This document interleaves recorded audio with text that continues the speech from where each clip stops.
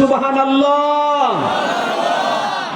আল্লাহর নবী হাদিসের মধ্যে বলেন, আল কুরআনু শাফিউম মুশাফফা ওয়া মাহিলুম মুসাদ্দাক মান জাআলাহু আমামাহু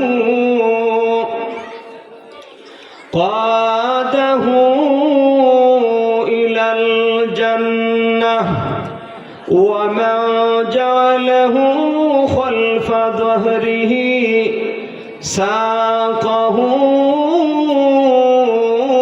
إلى النار أو كما قال عليه الصلاة والسلام الله أكبر বলেন। আল্লাহর নবী বিশ্ব নবী রাহমাতুল লিল আলামিন বলেন, ও আমার উম্মত, আল কুরআন শাফিউম মুশাফফা। বিশ্ব নবী বলেন, ও আমার উম্মত, আল্লাহ রাব্বুল আলামিনের কালাম কুরআনুল কারীম কিয়ামতের ভয়ঙ্কর দিনে আল্লাহর আদালতের মধ্যে এমন সুপারিশকারী, কোরআনের সুপারিশ আল্লাহর আদালতের মধ্যে কবুল করা হবে। জুড়ে বলেন সুবহানাল্লাহ।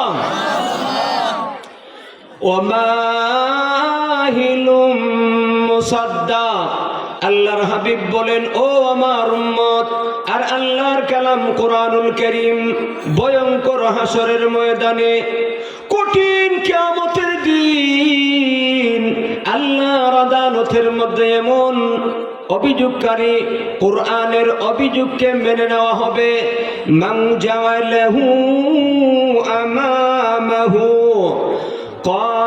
কাদাহু ইলাল জান্নাহ।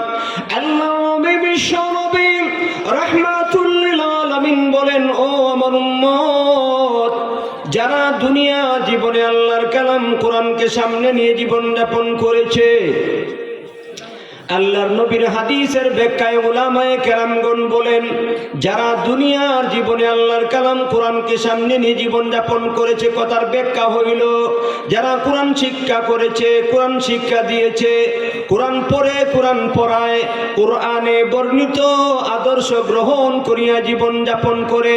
আমি আপনাদের কাছ থেকে জানতে চাই, কোরআনের মধ্যে জীবনের সব বিষয় উল্লেখ আছে না নাই? জবান খুলে বলেন, আছে না নাই? আল্লাহর কালাম কোরআন সংবিধান। এই দুনিয়ার মধ্যে মানুষ সফলতা অর্জন করতে হলে তার জীবনটাকে কিভাবে পরিচালনা করতে হয় তার গাইডলাইন করেছেন আল্লাহ কোরআনের মধ্যে।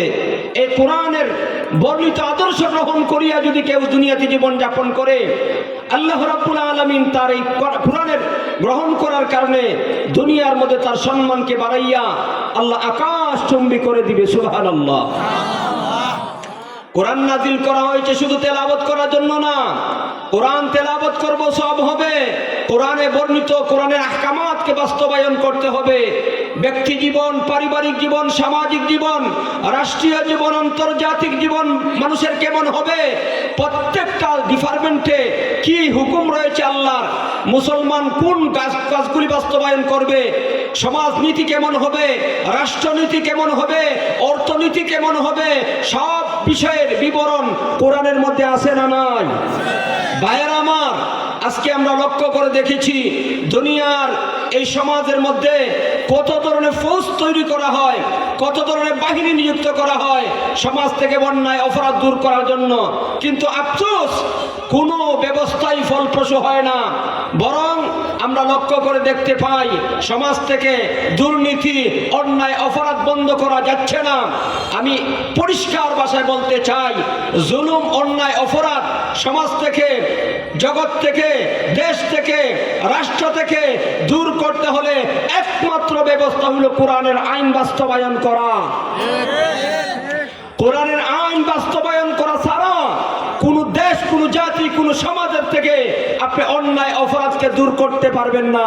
কারণ মানুষ আল্লাহ সৃষ্টি করেছেন কোন আইন বাস্তবায়ন করলে মানুষ মঙ্গল পাবে, মানুষের সমাধান হবে, মানুষ অন্যায় অপরাধ থেকে বাঁচতে পারবে। এই নিয়ম নীতি আমাদের চেয়ে আল্লাহ